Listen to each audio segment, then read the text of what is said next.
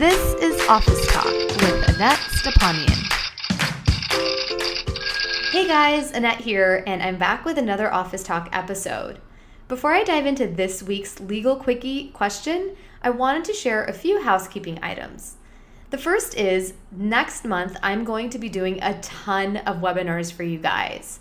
So I have collaborated with some folks in the creative industry, folks who I totally admire and respect. And so we're putting our heads together and doing some webinars for folks in the wedding planning industry. If you're interested in getting your website in tip-top shape, if you're interested in hiring and what kind of like the tax implications are as well as the legal implications, it's a whole bunch of stuff. So if any of these things pique your interest, make sure you're signed up on my email list over at AnnetteStepanian.com/join. Because I'm going to be sharing all the details about those webinars in November if you're on my email list. So make sure to get on that list.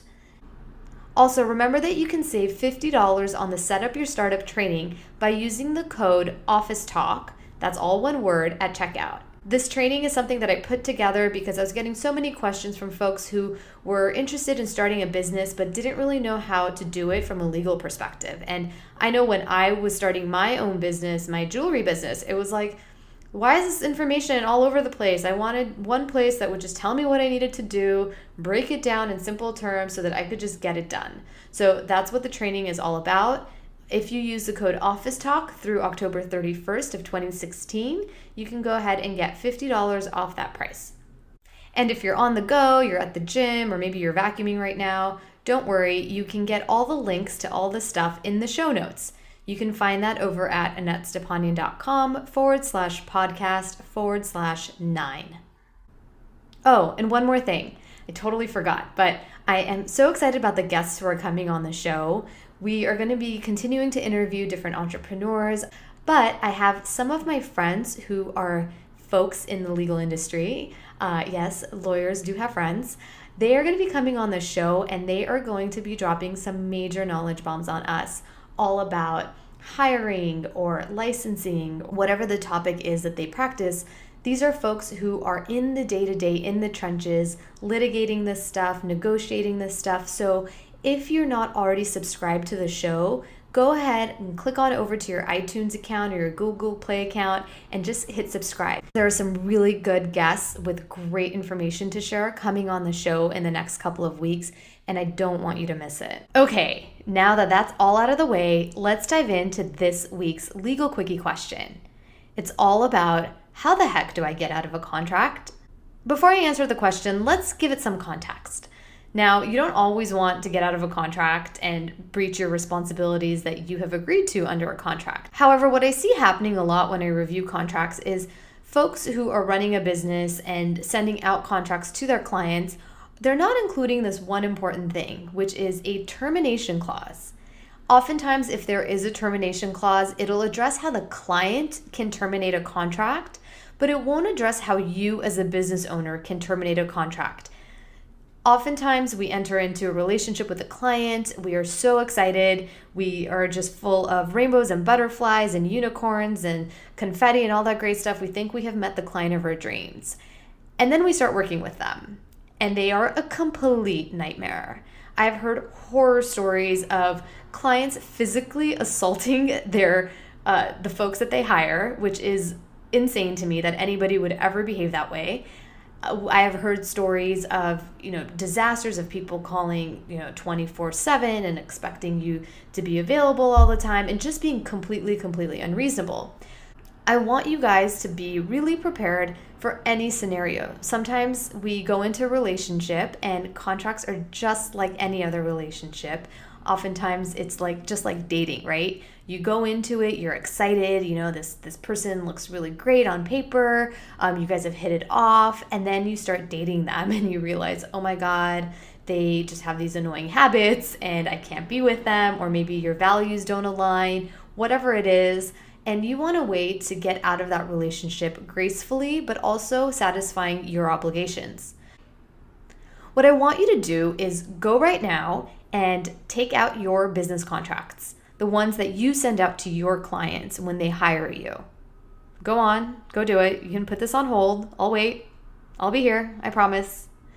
If you're driving and you can't do it right now or whatever the reason is, make a note to pull up your contract and take a look at the termination clause, or sometimes it's called a cancellation clause. I want you to read through it and think about, does it indicate how a client can terminate the contract? Does it indicate how you as a business owner can terminate a contract? Does it indicate what conditions need to be satisfied in order for either the client or you to terminate a contract? For instance, does it say that certain notice needs to be provided? Maybe you have to give 14 days written notice. Do you have to give a reason why you are terminating the contract? Then I want you to think about what happens after termination. Look at it both from the perspective of the client as well as from your perspective. So if a client terminates the contract, what does the client have to do? Do they have to maybe pay you for any outstanding services? And then what do you have to do in that event? Is there certain materials you're going to return to them? Is there certain information you have to disclose to them? And then also look at it from your perspective in the event that you terminate the contract. What is it that you owe the client when you request to terminate the contract? Are you going to return unearned fees? Are you going to help them find a new service provider? And what does the client owe you in the event that you terminate a contract? When you're designing a contract, again, just like dating, I want you to think about it as a relationship. There's usually a beginning, a middle, and an end. And oftentimes we forget about the end because we hate breakups. We don't want to think about the reality that something may not go well. So we just kind of ignore it. We always focus on kind of the beginning when things are good, you've gotten this great client, but walk through your contract as if it were a relationship. What do you have to do in the beginning? What are the terms of that engagement? Are you communicating what the expectations are? Are you indicating the client can expect this from me and client, I expect this from you?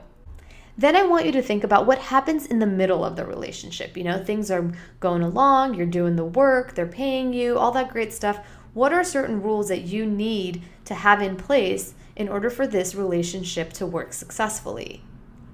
And then the end. What happens when a relationship ends? Sometimes a relationship ends because it's just the natural course of things. You have provided the work, you've performed the services, the client has paid you, the project is done.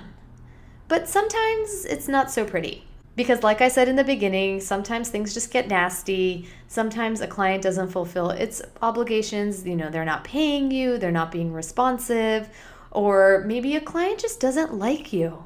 I'm sorry to break it to you, but not everybody's going to like you. And you want to address that in your contract so it's clear and you're not in a situation where you don't know what to do next. So with that said, I hope you are making a note to pull out your contracts, really take a close look and play out those scenarios.